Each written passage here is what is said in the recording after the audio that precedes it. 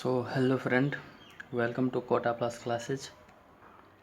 पिछले क्लास में हम लोगों ने पढ़ा था नंबर सिस्टम के बारे में। शुरू में थोड़ा सा मोबाइल का कैमरा जो था वो हिल गया था क्योंकि हवा उस दिन चल रहा था।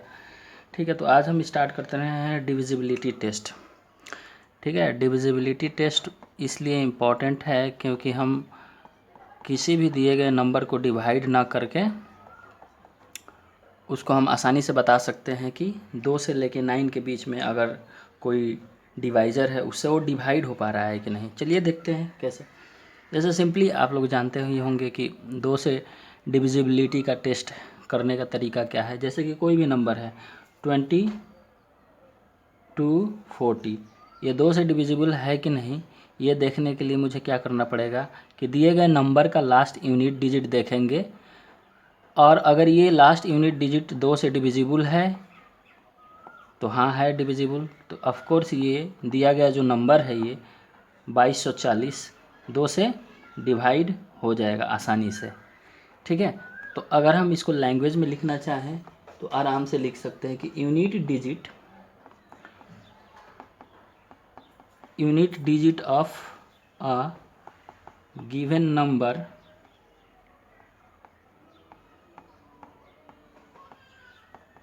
मस्ट बी डिविजिबल बाई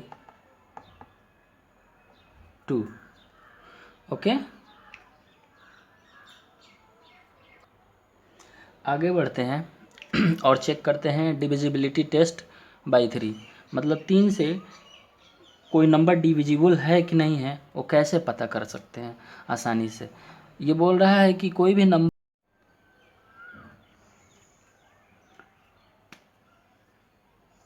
तो फिर दिया गया है यहाँ पे कि जो भी नंबर दिया गया है उस नंबर का एक एक सिंगल डिजिट का हम सम निकालेंगे। सम निकालने के बाद वो नंबर अगर 3 से डिविजिबल है तो ये पूरा नंबर डिविजिबल होगा। जैसे कि देखते हैं 3 + 1 4, 4 3 7, 7 और 1 8, 8 4 12, 12 3 से डिविजिबल है।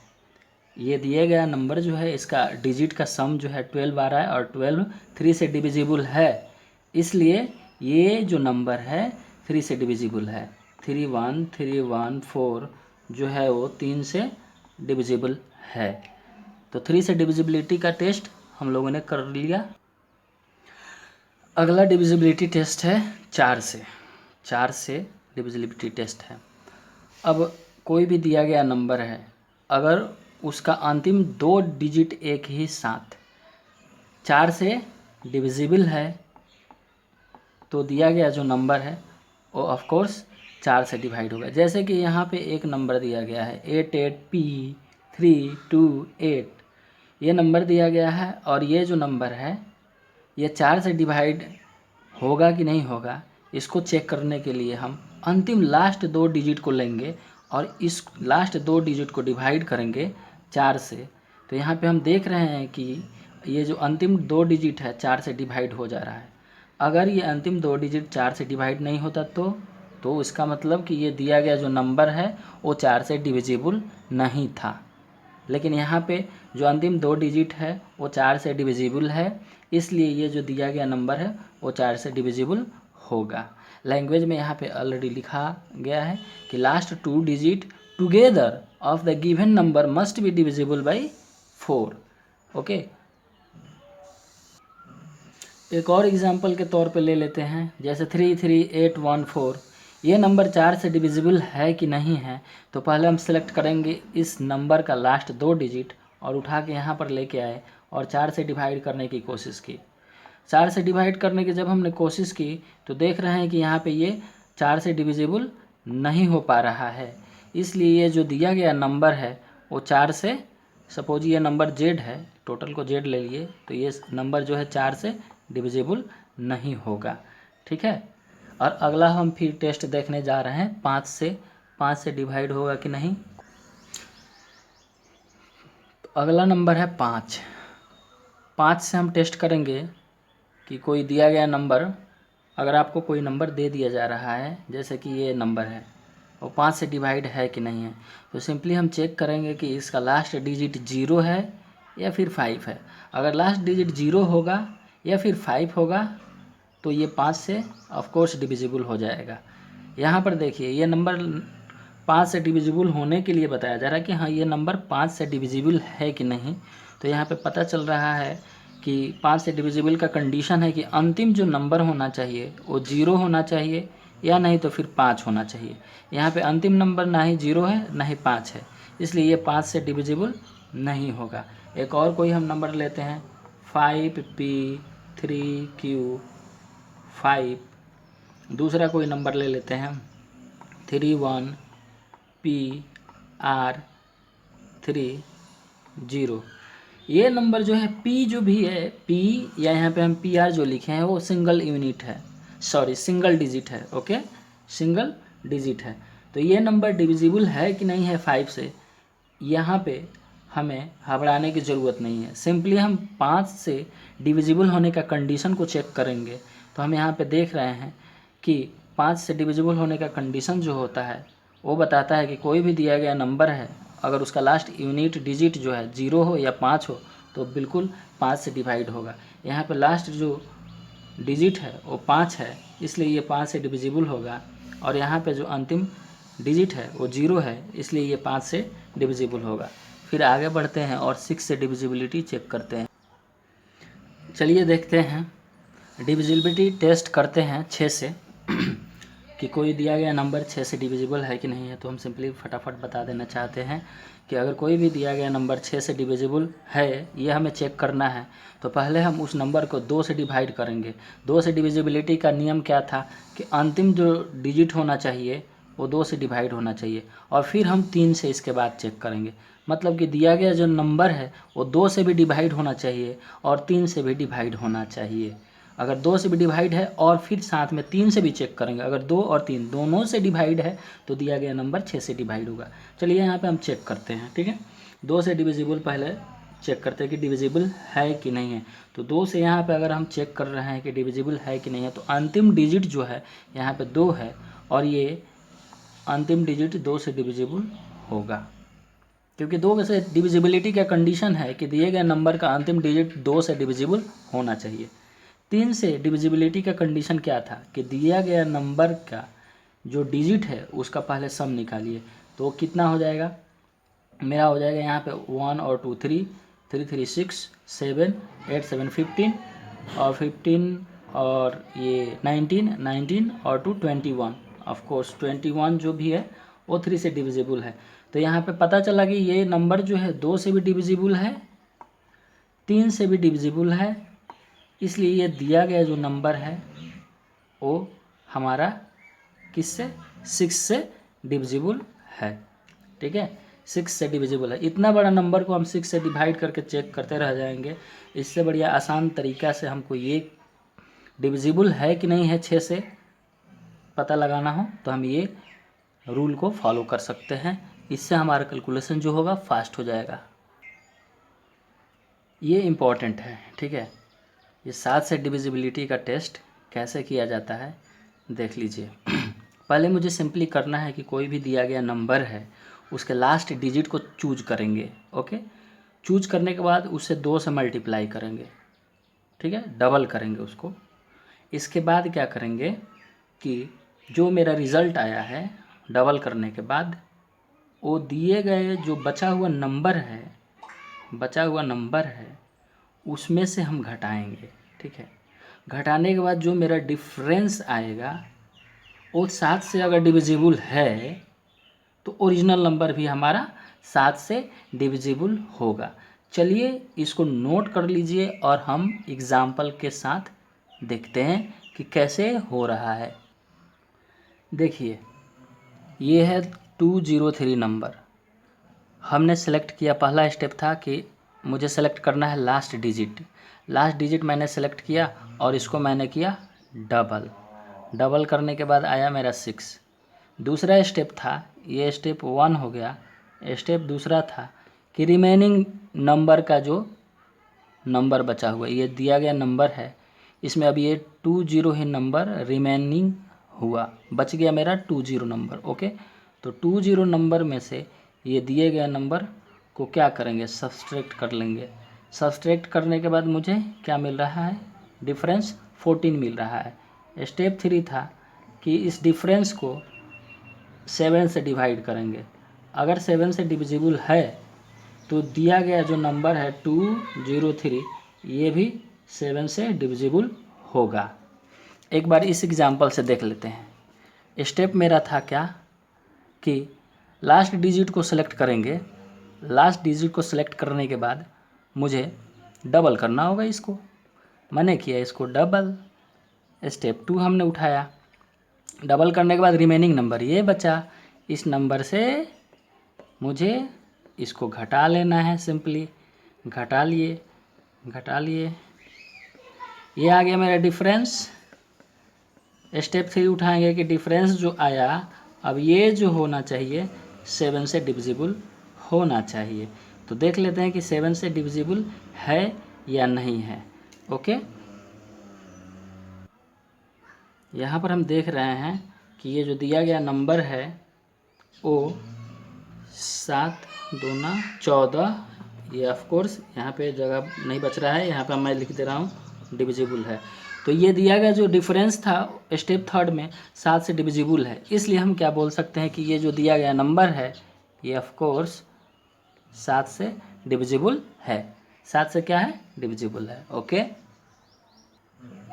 देखते हैं डिविजिबिलिटी टेस्ट बाय नंबर 8। कोई भी नंबर दिया गया है वो 8 से डिविजिबल है कि नहीं है, इसको चेक करने के लिए हम उस दिए गए नंबर का लास्ट 3 डिजिट को लेंगे, चेक करेंगे कि हाँ ये लास्ट 3 डिजिट जो है वो 8 से डिविजिबल है कि नहीं है।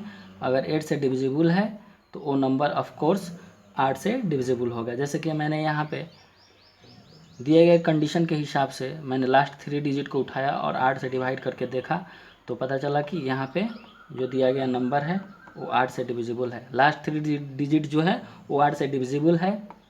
लास्ट 3 डिजिट जो है ये वो 8 से डिविजिबल है, इसलिए ये दिया गया जो नंबर है 8 से डिविजिबल है। ये बस ध्यान में रखिएगा, इसको बस नोट करते जाइए। यहाँ पे डिविजिबिलिटी टेस्ट कर रहे हैं हम 9 से 2 से लेके हम 11 तक चेक करेंगे। सॉरी, हाँ 11 तक चेक करेंगे और 11 तक चेक करेंगे। इसमें क्या है कि ये जो 2 से लेके 11 तक चेक करेंगे इसका मल्टीपल भी वैलिड रहेगा। मल्टीपल वैलिड रहने का मतलब कि है 4 से अगर डिविजिबिलिटी चेक करें या 18 से चेक करें या 44 से चेक करें तो भी ये संभव है। देखिए हम आगे बताते जाएंगे एग्जाम्पल के साथ भी। जैसे कि यहाँ पे 9 से मुझे चेक करना है, तो 9 से चेक करने के लिए कंडीशन है कि बाबू दिया गया जो नंबर है उसका सम फिर निकालेंगे। ओके, सम निकालेंगे क्योंकि 3 से भी हम डिविजिबिलिटी के लिए हमें क्या करना पड़ता था, सम ही निकालना पड़ता था। और सम निकालने के बाद जो सम आता था उसको 3 से डिवाइड करते थे। अगर डिवाइड हो जाता था तो वो जो दिया गया नंबर था वो डिविजिबल था 3 से। 9 में भी यहाँ पे यही कंडीशन है कि अगर दिया गया जो नंबर है उसके डिजिट का सम निकालते हैं। इसका अगर हम सम निकालेंगे तो आएगा 27 और इसको जब हम डिवाइड करेंगे तो 9 से डिविजिबल है। अब 9 से डिविजिबल है ये 27, तो ऑफकोर्स ये दिया गया नंबर जो है ये भी 9 से डिविजिबल है। ठीक है, अब 9 के जगह यहाँ पे क्या बोल देता कि 381285, ये 9 से डिविजिबल नहीं है। ठीक है, 18 से डिविजिबल है। ओके, तो क्या कंडीशन निकालते, 18 से डिविजिबल है तो ये दिया गया नंबर 381285 को हम क्या कहते हैं 2 और 9, इस 2 से लेके 11 के बीच में जो हम लोग पढ़ेंगे उसी में उस दिए गए नंबर जो भी डिवाइज़र है उसको ब्रेक करेंगे और फिर हम 2 से भी डिवाइड करके 2 से भी डिविजिबिलिटी का यहाँ पे कंडीशन लगाएंगे और 9 से भी लगाएंगे। तो 2 से डिविजिबिलिटी का कंडीशन है कि अंतिम जो डिजिट होना चाहिए वो 2 से डिवाइड होना चाहिए। क्या है यहाँ पे अंतिम जो डिजिट है वो 2 से डिविजिबल है नहीं है। ओके, 9 से क्या, ये 9 से कंडीशन क्या था, 9 से कंडीशन था कि दिया गया नंबर का सम जो होना चाहिए वो डिविजिबल अगर है तो दिया गया नंबर डिविजिबल है। तो हाँ, यहाँ पे हमने ऑलरेडी निकाल चुका है कि 9 से डिविजिबल है, लेकिन यहाँ पे हम देख रहे हैं कि 2 से डिविजिबल नहीं हो पा रहा है क्योंकि अंतिम डिजिट जो है 2 से डिविजिबल नहीं है। हम दोनों से चेक करेंगे, 2 से भी चेक करेंगे, 9 से भी चेक करेंगे। अगर दोनों से डिविजिबल होगा तभी ये दिया गया नंबर जो होगा ये 18 से डिविजिबल होगा। अब यहाँ पे 2 से ये डिविजिबल नंबर नहीं है, इसलिए ये नंबर जो होगा 18 से डिविजिबल नहीं होगा। ओके,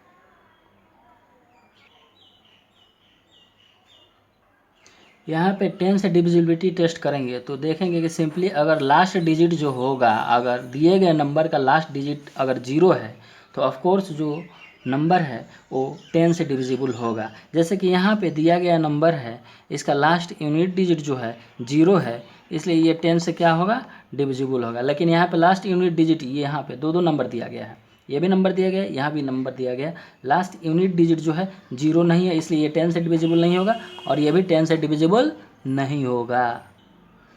11 से डिविजिबिलिटी टेस्ट करने का तरीका है कि कोई भी अगर दिया गया नंबर है उसका एवन प्लेस का सम, जो भी नंबर दिया गया है एवन प्लेस पे जो डिजिट है उसका सम और ऑड प्लेस पे जो डिजिट है उसके सम, इस दोनों का डिफरेंस अगर 11 का मल्टीपल है या फिर 11 से डिविजिबल है तो वो जो नंबर होगा वो 11 से डिवाइड हो जाएगा। जैसे एग्जांपल के तौर पे हम देख रहे हैं, ये पहला स्थान है इसका, ये दूसरा स्थान है, ये दूसरा स्थान कहने का मतलब एवन प्लेस, ये तीसरा स्थान कहने का मतलब ऑड प्लेस, ये चौथा स्थान पे 2 है, इसका मतलब ये कौन सा प्लेस है, एवन प्लेस है। तो देख लेते हैं simply, even place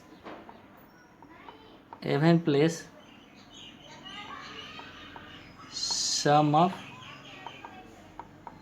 digit at even place minus simply sum of digit at odd places, लिख देते हैं ऑड प्लेस डिवाइडेड बाई 11 होना चाहिए।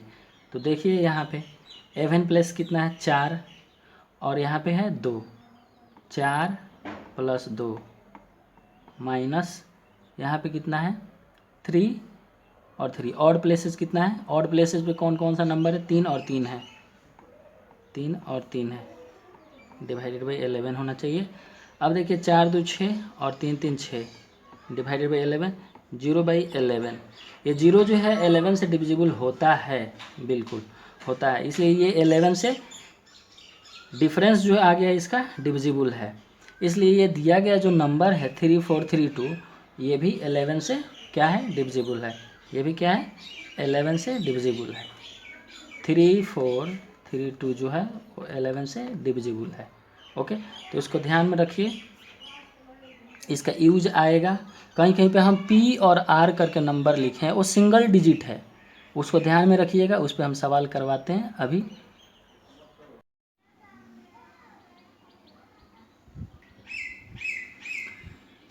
Late consider a number n is equal to given here, n is equal to 2 1 P 5 3 Q 4। एक number दिया गया है और पूछा गया है कि पी क्यू का कौन कौन सा ऐसा ऑर्डर पेयर है पॉसिबल जिसको इस नंबर में रखने के बाद 9 से डिविजिबल हो।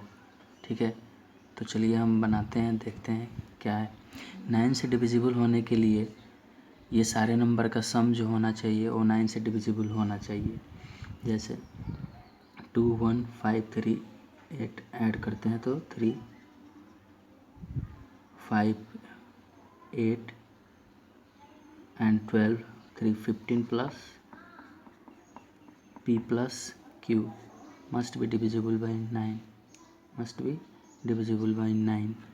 Okay, we have to find the P and Q। अलग अलग कौन कौन सा P और Q का वैल्यू होगा वही मुझे फाइंड करना है।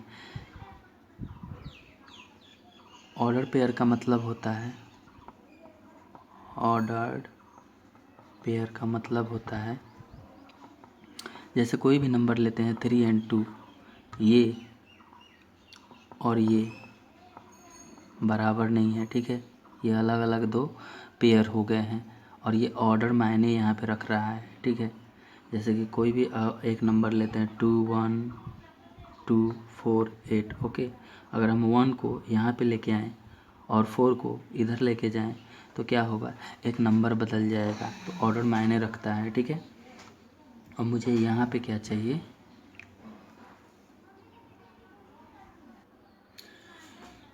ये जो होना चाहिए 15 प्लस पी प्लस क्यू, ये जो होना चाहिए ये 9 का मल्टीपल होना चाहिए। 9 हो सकता है तभी तो डिविजिबल होगा ना 9 से।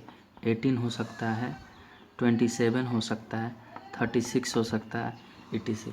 तो चलिए हम देखते हैं कि पी और क्यू का वैल्यू 9 लेके एक बार, ठीक है। 15 प्लस पी प्लस क्यू, 9 लेके देखते हैं।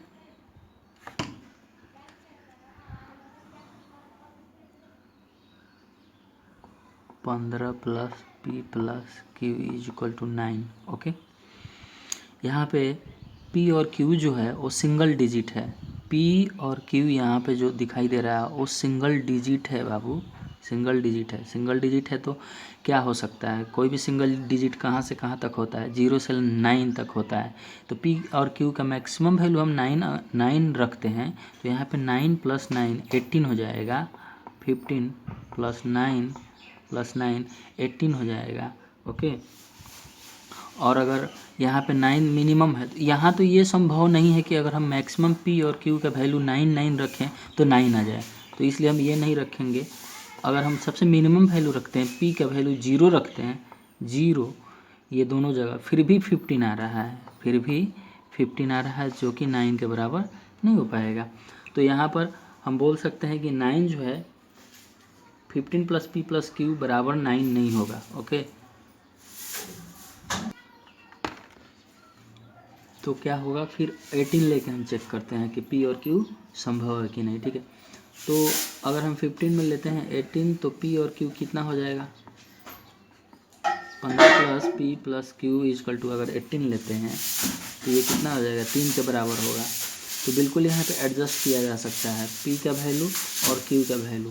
पेयर के रूप में अगर हम 0 लेते हैं तो Q का वैल्यू कितना होना चाहिए, 3 होना चाहिए। अब हम अगर P और Q अगर 1 लेते हैं तो ये 2 हो जाएगा, अगर ये 2 लेते हैं तो 1 हो जाएगा, और 0 लेते हैं, सॉरी 3 लेते हैं तो 0 हो जाएगा। ओके,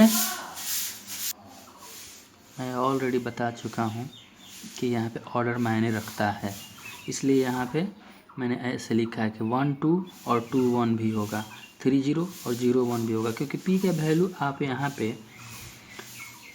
यहाँ से यहाँ रिप्लेस करते हो। P का वैल्यू अगर 1 रखते हो, यहाँ पे Q का वैल्यू 2 रखते हो, तो एक अलग नंबर मिलेगा जो कि 9 से डिविजिबल होगा। फिर अगर यहाँ पे आप 2 रख देते हो P का वैल्यू और Q का वैल्यू 1 रख देते हो, तो भी एक नया नंबर होगा जो कि 9 से डिविजिबल होगा। तो हमारे पास यहाँ पे पेयर कितना बन गया, P Q का मैक्सिमम पॉसिबल वैल्यू हो गया हमारा क्या, 0 3 3 0 1 2 2 1, यहाँ से 4 मिला। अभी और मेरे पास एक मल्टीपल बचा हुआ है, 27 बचा हुआ है, 36 बचा हुआ है, उसको हम चेक करेंगे कि हाँ इस तरह से है कि नहीं, डिविजिबल है।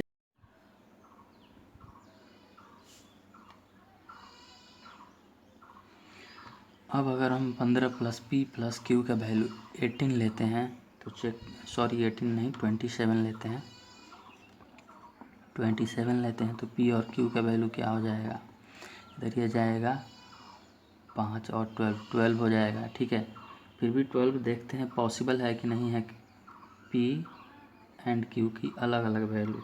ऑफ कोर्स पॉसिबल होगा, देख लेते हैं। क्या 0, अगर हम P का वैल्यू 0 रखते हैं तो Q का वैल्यू 12 है, ये डबल डिजिट हो गया। यहाँ पे Q का मतलब हुआ कि यहाँ पे सिंगल डिजिट होगा। ओके, तो ये पॉसिबल तो है नहीं। अगर हम यहाँ पे 1 लेते हैं तो ये 11 होगा, 11 होगा, ये भी पॉसिबल नहीं होगा। और 2 लेते हैं तो 10 होगा, ये भी पॉसिबल नहीं होगा। 3 लेते हैं तो 9 होगा, ये पॉसिबल है। 9 लेते हैं तो 3 होगा, ये भी पॉसिबल है। 4 लेते हैं तो 8 लेना पड़ेगा, ये भी पॉसिबल है। और 8 लेते हैं तो 4 लेना पड़ेगा, ये भी पॉसिबल है। ऑफ कोर्स देख लेते हैं, 7 लेते हैं तो 5 पॉसिबल है, बिल्कुल 5 लेते हैं तो 7 पॉसिबल है। 6 ऑफ कोर्स पॉसिबल है, 6 पॉसिबल है। तो यहाँ पे ये हो गया हमारा, कितना पॉसिबल हुआ, 1 2 3 4 5 6 7, और पिछला में था मेरा 4 पेयर। पॉसिबल। तो यहाँ पे कितना पेयर हो गया, यहाँ पे जो पेयर हुआ पी और क्यू का वो स्पष्ट दिखाई दे रहा है 3, 9। तो ये मेरा पेयर यहाँ से मिल गया। जब 15 + p + q = 27 है तब मुझे यहाँ ऑर्डर्ड पेयर मिला 7, पिछला बार मिला था 4, टोटल 11 हुआ। और अभी हम 36 पे देखते हैं कि अगर 15 + p + q = 36 अगर होता है तो क्या पॉसिबल है, ये भी देख लेते हैं। देख रहे हैं 15 + p + q = अगर 36 है, p q का वैल्यू यहाँ पे 21 आ रहा है। p और q जो है सिंगल डिजिट है, मैं ऑलरेडी बता दिया हूँ। p और q का मैक्सिमम वैल्यू क्या हो सकता है, पॉसिबल है कि अगर ये डिजिट है तो 0 से लेके ऑफ कोर्स 1, 2, 3 ... 9 तक ही जाएगा, मतलब 10 डिजिट के ही बीच में रहेगा वैल्यू। मैक्सिमम वैल्यू अगर हम p और q का 9 + 9 देते हैं तो ये 18 आएगा, जो कि पॉसिबल नहीं है 21 के। इसलिए 36 जो होगा अब पॉसिबल नहीं होगा। और 36 से अगर हम एक्स्ट्रा जाते हैं, अगर 45 लिखते हैं, 54 लिखते हैं तो वो तो और पॉसिबल कहने का मतलब ही नहीं है, क्योंकि पॉसिबल ही नहीं होगा। ठीक है, पॉसिबल ही नहीं होगा। तो यहाँ पे मुझे पिछली बार मिला था 4 ऑर्डर पेयर, और सेकेंड टाइम में 4 ऑर्डर पेयर कब मिला था, जब 15 + p + q = 18 था, और सेकेंड टाइम में 15 + p + q जब 27 था तो मुझे 7 मिला था। टोटल ऑर्डर पेयर मुझे 11th मिला था। इसलिए ऑप्शन नंबर जो होगा A will be the correct option. ये क्वेश्चन आपके लिए है, इसको बनाएं और आंसर का ऑप्शन जो है कमेंट बॉक्स में दें, क्योंकि ये भी क्वेश्चन शानदार है। सेकंड क्वेश्चन थोड़ा सा दिमाग लगाएंगे और बन जाएगा। ठीक है, यहाँ पे मैं थोड़ा सा हिंट दे देना चाहता हूँ कि ये नंबर है तो 11 का अगर हम फैक्टर करते हैं तो 44 का अगर हम फैक्टर करते हैं तो 11 फोरजा में आ जाएगा। ठीक है, 11 फोरजा 44 होता है। तो ये जो नंबर होना चाहिए 11 से भी डिविजिबल होना चाहिए और साथ ही 4 से भी डिविजिबल होना चाहिए। ठीक है, और इस आधार पे आप पी और क्यू का ऑर्डर पेयर निकालिए और ऑप्शन बताइए कमेंट बॉक्स में। ये सेकंड नंबर सवाल है, बताया जा बोल रहा है सवाल की फैक्टर थ्योरम का यूज करके मुझे ये साबित करना है कि ये a - b, b - c और c - a जो है ये दिए गए पॉलिनोमियल का फैक्टर है। ओके, तो सबसे पहले इससे पहले हम थोड़ा सा जान लेते हैं कि फैक्टर थ्योरम होता क्या है। ठीक है, फैक्टर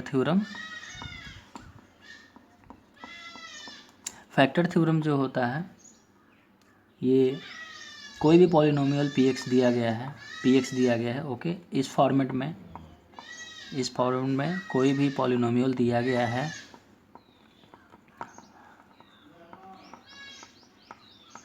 जहाँ पे ये जो कोफिशिएंट है an -1 a1 a0 ये रियल नंबर से बिलोंग कर रहा है। ठीक है, और n जो है वो डिग्री है, इस पॉलिनोमियल की डिग्री है, और an -1 ...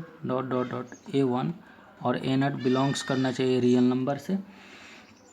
n जो है पॉलिनोमियल की डिग्री है और ग्रेटर देन 1 होना चाहिए, ग्रेटर देन इक्वल टू 1 होना चाहिए। ठीक है, जैसे मान लीजिए कि कोई एक a ऐसा रियल नंबर है, ठीक है, जिसको इसमें पुट करने के बाद वैल्यू 0 आ जाता है, p of a = 0। देन हम बोल सकते हैं कि x - a is a factor of polynomial px। ठीक है, पॉलिनोमियल px, या सिंपली हम उल्टा भी बोल सकते हैं। क्या बोल सकते हैं? बोल सकते हैं कि अगर if x - a is a factor of polynomial px then p of a is equal to 0 at x equal to a। x equal to a पे जो होगा हमारा पॉलिनोमियल पी ऑफ एक्स 0 के बराबर होगा। तो फैक्टर थ्योरम यही बोलता है। अब चलिए हम देखते हैं उस सवाल को कि सवाल क्या बता रहा था। अच्छा, 1 मिनट एक एग्जांपल के थ्रू समझ लेते हैं। जैसे कि x square minus 7x plus 12 है। अगर ये एक पॉलिनोमियल है पी ऑफ एक्स, देन इसका जो फैक्टर होगा x minus 4 and x minus 3। तो बोल सकते हैं कि x इज इक्वल टू 4 पे ये जो P4 जो होगा वो 0 होगा, और x इज इक्वल टू 3 पे जो P3 होगा, ये पॉलिनोमियल जहाँ पे x के जगह हम 3 रखेंगे ऑफ कोर्स 0 आएगा। एक बार चेक कर लेते हैं। यहाँ पे 4 रखते हैं, 16 आएगा, 28 आएगा और 12 आएगा। इसको ऐड कीजिए, 28 minus 28 that is equal to 0। इसका मतलब है कि ये 4 रखने के बाद ये जो मेरा पॉलिनोमियल था, क्वाड्रेटिक पॉलिनोमियल है, ये हमारा 0 आ गया। ओके, ये हमारा 0 आ गया। इसका मतलब कि ये x minus 4 is a factor of this polynomial P x. Okay, end of course यार x minus 3 is also a factor of px, because if we put the x is equal to 3 in this equation, sorry, expressions or polynomial, then this will become 0. Okay, let's come on then our questions. That question क्या पूछ रहा है यहाँ पर? मुझे क्या करना पड़ेगा कि a माइनस बी एक फैक्टर है, तो हम इसको क्या मान लेते हैं कि ऑफ कोर्स जैसे हम मानते थे कि x minus A is a factor, तो वहाँ पे x वेरिएबल होता था। यहाँ पे हम मान लेते हैं कि a जो है वेरिएबल है और b जो है हमारा वो एक कांस्टेंट रियल नंबर है। ठीक है, तो हम देख लेते हैं कि अब यहाँ पे क्या होगा। p of a at a is equal to b पर 0 होना चाहिए। फैक्टर थ्योरम तो यही बता रहा था ना कि कोई भी अगर फैक्टर है तो वो पॉलिनोमियल जो होगा at x is equal to a पे 0 होगा, यही बता रहा था। ठीक है, उसी तरीके से मैंने यहाँ से इससे कंसीडर कीजिए कि a को मैंने वेरिएबल माना है, तो v of course real number हमने मान लिया है। तो अब यहाँ पे रखते हुए इससे पॉलिनोमियल में, ओके, तो ये क्या होगा, जहाँ जहाँ a है वहाँ हम b पुट करेंगे। B square minus C square एक बार लिख लेते हैं, plus B into C square minus A square plus C into A square minus B square. Okay, put करते हैं, जहाँ जहाँ भी a है वहाँ हम b पुट करेंगे। ठीक है, तो b मैंने पुट किया, a is equal to b। जैसे यहाँ पे x जहाँ जहाँ होता था वहाँ a पुट करते थे, simply B square minus C square, B C square minus B square plus C, जहाँ जहाँ a है वहाँ मुझे b पुट करना है, B square minus B square. इसको मैं लिख सकता हूँ b into B square minus C square plus, यहाँ पे अगर माइनस कॉमन लेना चाहते हैं तो माइनस कॉमन ले लेते हैं, b into B square minus C square plus C, B square minus B square क्या हो जाएगा, 0 हो जाएगा ऑफ कोर्स, और ये दोनों जो होगा कैंसिल हो जाएगा। तो सिंपली हम देख रहे हैं कि p of a at a is equal to b पे 0 आया। इससे प्रूफ हो जाता है कि जो a माइनस बी है ये फैक्टर है इसका a माइनस बी एक फैक्टर है। सिमिलरली हम करेंगे नेक्स्ट के लिए भी, देख लेते हैं यहाँ पर फिर से सेकेंड के लिए देख रहे हैं कि b माइनस सी एक फैक्टर है, क्या वाकई में है कि नहीं। तो हम देख लेते हैं, x जो है वेरिएबल है, माइनस a कोई रियल नंबर है, इसी के आधार पे हम यहाँ पे भी सोचते हैं। यहाँ पे हम अब की बार मानेंगे कि b जो है वेरिएबल है और c कोई रियल नंबर से बिलोंग कर रहा है, तो होना चाहिए क्या कि p ऑफ b must be equal to 0 if b is equal to c पे, ओके। तो देखते हैं, इसमें पुट करते हैं, जहाँ जहाँ अब b होगा वहाँ मुझे c पुट करना पड़ेगा। a यहाँ पे इसमें पुट करना है, ओके। ए बी जहाँ जहाँ है वहाँ वहाँ मुझे क्या करना पड़ेगा, सी पुट करना पड़ेगा, प्लस बी, सी मैंने पुट कर रखा, सी square minus A square plus C, जहाँ जहाँ बी है वहाँ वहाँ मुझे सी पुट करना पड़ेगा, ए square minus C square. Okay, यहाँ पे ये जीरो हो जाएगा और यहाँ पे अगर हम माइनस कॉमन लेते हैं तो फिर पिछले की तरह ही ये भी कैंसिल हो जाएगा, C into C square minus A square minus C into C square minus A square. Of course this will be cancel and overall result भी zero. P of B is equal to zero at B is equal to C. यहाँ पे proof हुआ कि मैंने जब भी जहाँ जहाँ भी बी था वहाँ वहाँ मैंने सी पुट किया और यहाँ से पी ऑफ बी जीरो आ रहा है, इसलिए ये सीधे साबित हो जा रहा है कि बी माइनस सी जो होगा इस पॉलिनोमियल का एक फैक्टर होगा। ठीक है, अब आप समझ गए होंगे कि कैसे मैं ले रहा हूँ। जैसे अब लास्ट में है सी माइनस ए जो है एक फैक्टर है बचा हुआ, तो सी यहाँ पे हम एक सी एज ए वेरिएबल कंसीडर करेंगे और ए एक रियल नंबर जैसा कंसीडर करेंगे। तो फिर यहाँ पे हम लिख सकते हैं कि P of C is equal to zero at C is equal to A, at C is equal to A. Okay, तो जहाँ जहाँ अब सी होगा वहाँ वहाँ मुझे ए पुट करना पड़ेगा। ओके, तो A B square minus A square plus B into A square minus A square plus A into A square minus B square. ये देख रहे हैं यहाँ पे ये ऑलरेडी जीरो है और यहाँ पे मुझे अगर माइनस कॉमन लेते हैं तो ये minus A into A square minus B square हो जाएगा और ए into A square minus B square हो जाएगा, ये दोनों कैंसिल हो जाएगा। तो पी ऑफ सी क्या हो गया मेरा, जीरो आ गया। कहाँ पे, at C is equal to A, that is C minus A is a factor. Second method देख लेते हैं, सेकेंड मेथड इजी वे से। A into B square minus C square दिया गया है, B into C square minus A square plus C into A square minus B square, ये हमें दिया गया है। अब क्या करते हैं, डायरेक्ट मल्टीप्लाई करते हैं, A B square minus A C square B C square minus B A square C A square minus C B square. Okay, अब मुझे देखना है कहाँ कहाँ पे ये है। ओके, ये लेते हैं A B minus B A square. ऐसा क्यों ले रहे हैं, क्योंकि मुझे ए माइनस बी का फैक्टर लेना है, ए माइनस बी का फैक्टर लेना है और C A square minus A C square minus C B square.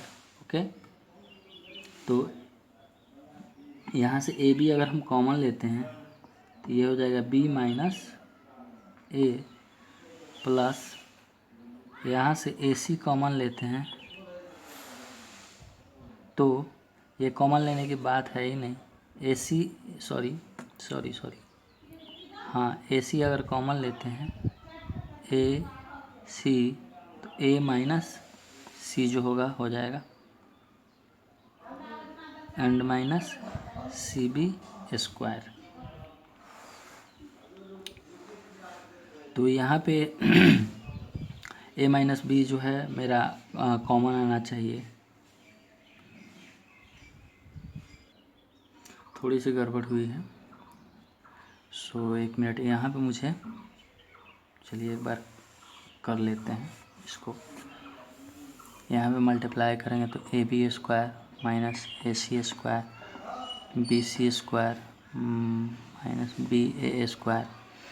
यहाँ पे मुझे लेने की ज़रूरत नहीं है A square minus B square, क्योंकि यहाँ पे ए माइनस बी को हम कंसीडर कर रहे हैं कि मेरा फैक्टर आने वाला है। ठीक है, तो ए स्क्वायर माइनस बी स्क्वायर ऐसे ही रखें।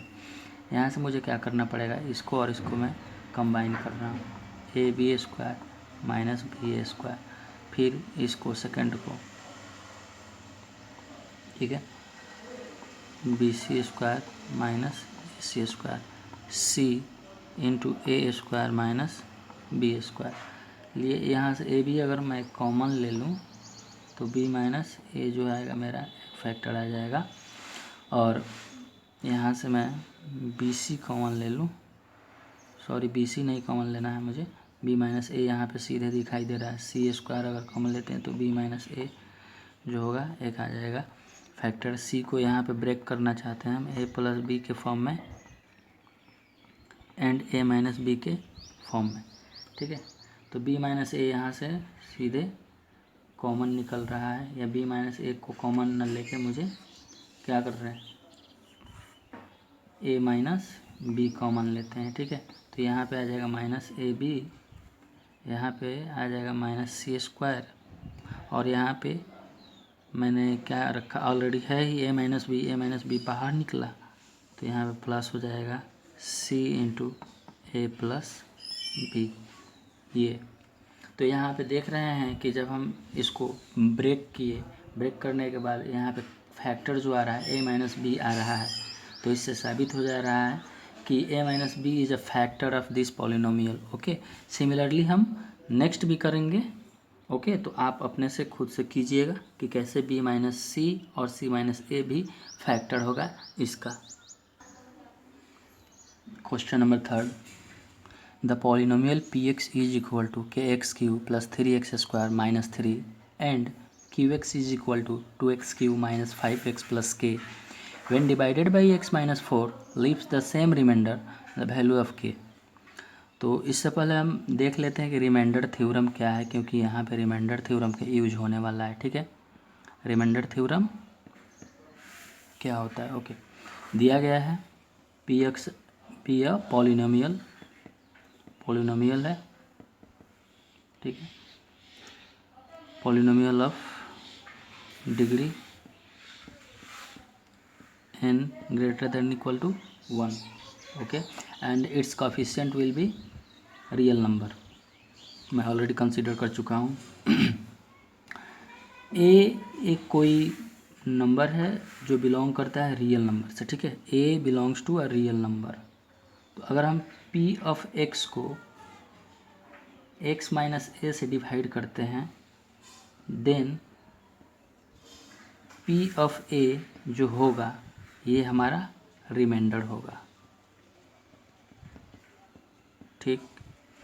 x माइनस ए से अगर हम इसको डिवाइड करते हैं तो x इज इक्वल टू ए को हम x के जगह पे पुट करेंगे इस पॉलिनोमियल में, तो मुझे p ऑफ a जो मिलेगा वो रिमाइंडर मिलता है। हालांकि फैक्टर थ्योरम में क्या मिलता है हमारा रिमाइंडर, अगर रिमाइंडर 0 हो जाता है इसका मतलब हम बोलते हैं कि पूरा पूरा डिविजिबल हो गया। तो वहाँ पे मुझे p ऑफ a x के जगह पे a पुट करने के बाद p ऑफ a क्या मिल रहा था, 0 मिल रहा था फैक्टर थ्योरम में।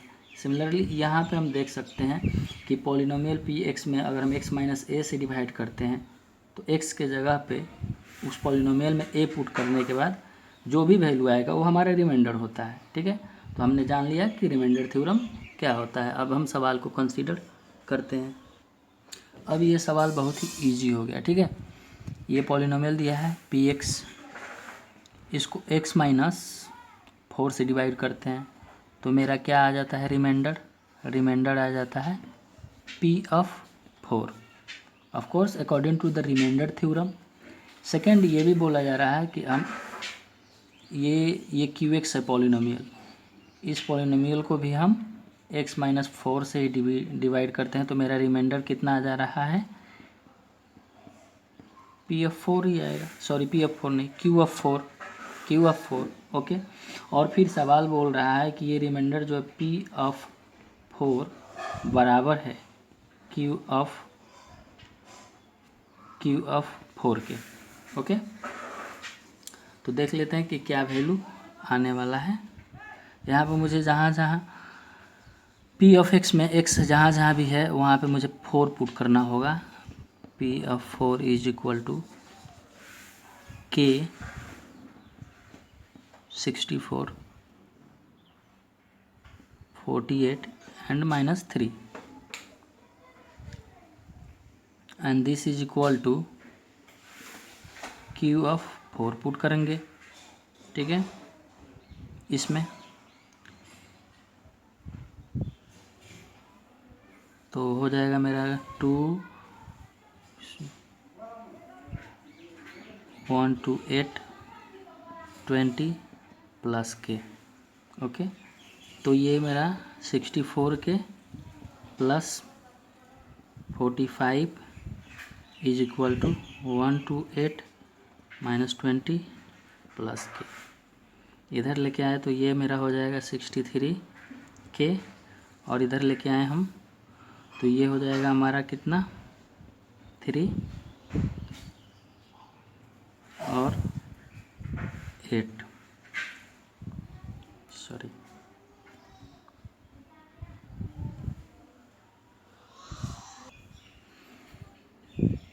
63 के is equal to 83 minus 20, okay. यहाँ से 63 के इज इक्वल टू आ जाएगा 63, दैट इज़ के इज इक्वल टू 1।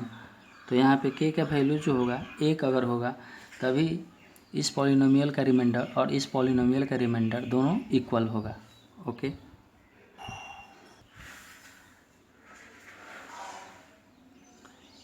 यहाँ पे एक क्वेश्चन नंबर 4 है और इसमें बोला जा रहा है कि a polynomial in x of the third degree which will vanish when x is equal to 1 and x is equal to -2 and will have the value 4 and 21 when x is equal to -1 and x is equal to 2 respectively.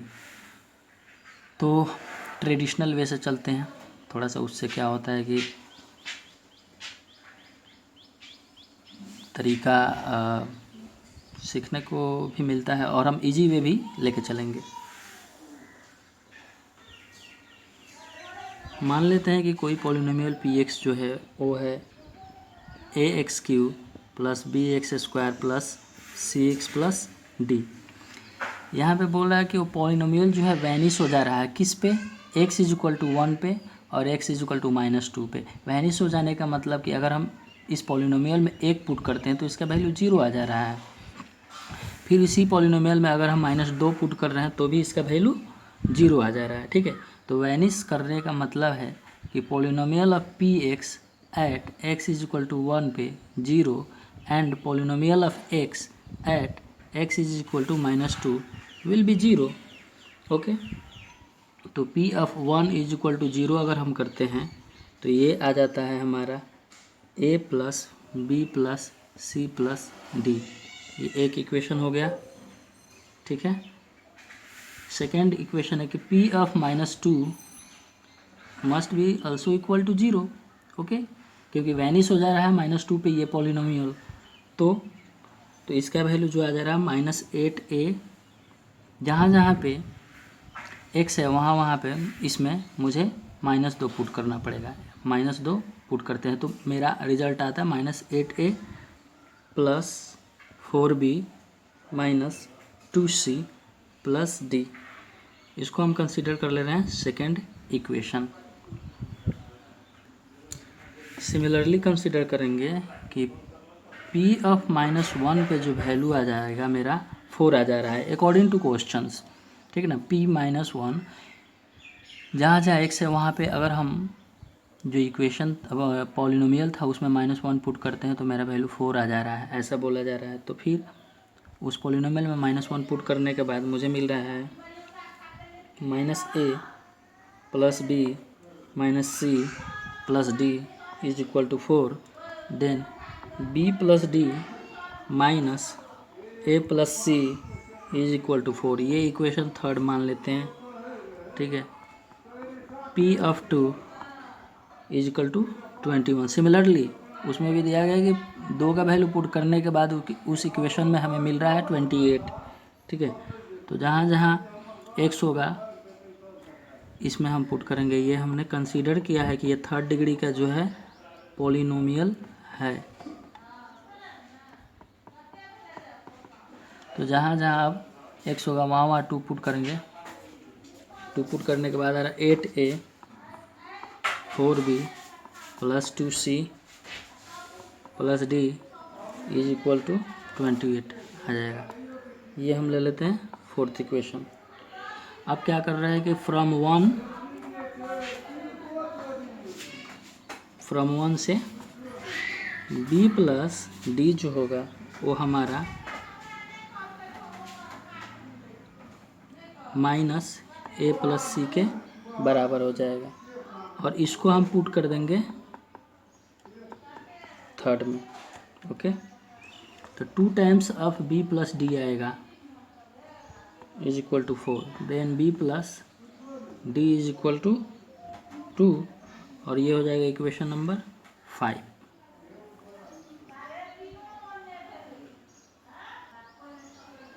Similarly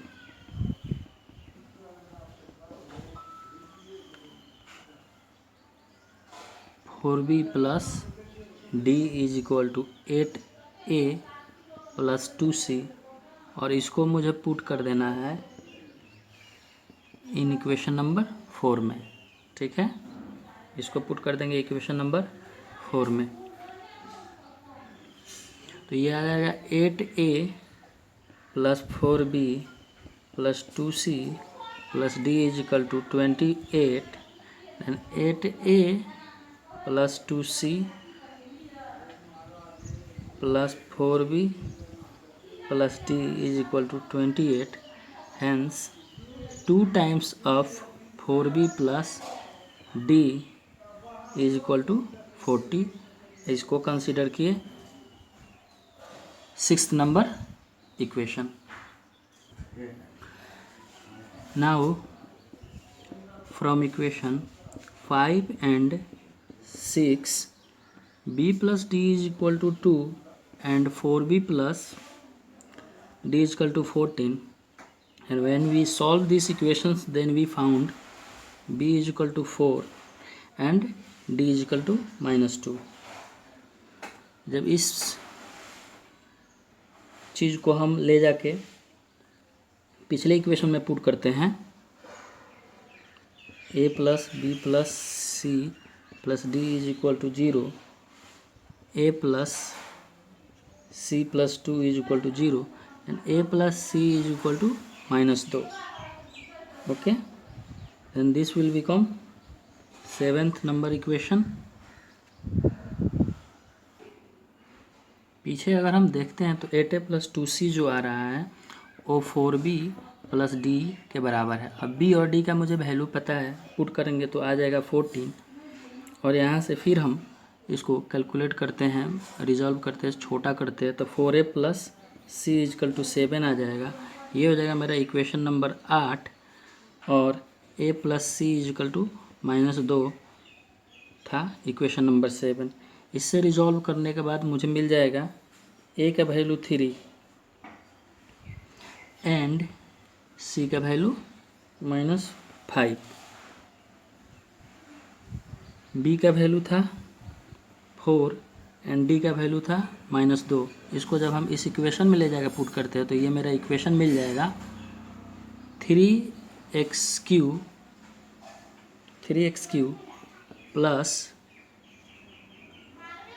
4x² minus 5x minus 2। फिर से बोल दे रहा हूँ कि कौन सा equation मुझे मिल रहा है थर्ड डिग्री का, 3x³ plus 4x² minus 5x minus 2। ये तो थोड़ा सा लेंदी था, ठीक है, ये थोड़ा सा लेंदी था। एक और भी इसका मेथड है इजी वे में, मैं बता देता हूँ। हम कंसीडर करेंगे जैसे कि जब कोई फैक्टर मिलता था क्वाड्रेटिक इक्वेशन में, हमने 10th में पढ़ा ही होगा, जैसे x² माइनस 7x प्लस 12 है एक पॉलिनोमियल मान लीजिए। इसको ब्रेक करने के बाद मुझे मिल जाता था x minus 3 and x minus 4। ये दो चीज़ है, ये दो है। अगर ये इक्वेशन हो जाएगा, यही हम इसको इज इक्वल टू 0 करेंगे, ये x इज इक्वल टू 3 पे भी 0 होगा, वैनिश हो जाएगा, x इज इक्वल टू 4 पे वैनिश हो जाएगा। तो इसको किस तरह से लिख सकते थे, पहले 10th में हम ऐसे लिखते थे अल्फ़ा इंटू एक्स माइनस, ये कोई अदर चीज़ कंसिडर कर लेते हैं, a into x minus alpha into x minus beta, एक क्वाड्रेटिक एक्सप्रेशन का इक्वेशन रहता था। कब? जब पॉलिनोमियल ऑफ डिग्री 2 होता था। तो ठीक है, हम यहाँ पे कंसीडर करेंगे 3 डिग्री का पॉलिनोमियल, तो उसमें हम कंसीडर करेंगे a into x minus alpha into x minus beta into x minus gamma. Vanish हो जाने का मतलब कि जो रूट दिया है हमारा x इज इक्वल टू 1 दिया है और x इज इक्वल टू -2, ये दो रूट है, ठीक है। तो हम कंसीडर कर लेते हैं कि x minus 1 and x plus 2 और ये x माइनस गामा है, ठीक है। और this is equal to polynomial x, ये है, ओके। अब ये पॉलिनोमियल p ऑफ x बराबर a into x minus 1 into x plus 2 into x minus gamma consider कर लिए, ठीक है। यहाँ पे फिर सेकेंड टर्म में क्या दिया था, सेकेंड टर्म में दिया था कि